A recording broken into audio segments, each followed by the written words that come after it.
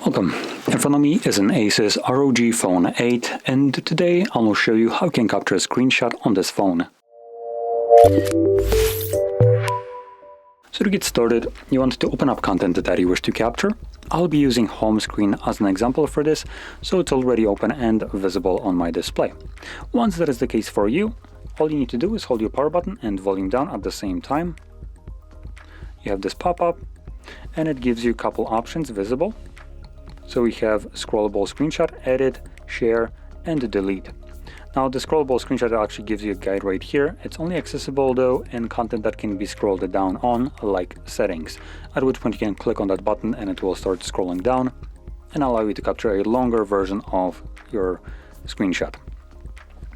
Now once you have captured any kind of screenshot, you can find it in your Photos application and it will be visible under Photos, or you can also navigate to Albums and open up Screenshot Album, in which obviously you will find just screenshots that I've captured over the time of using your device.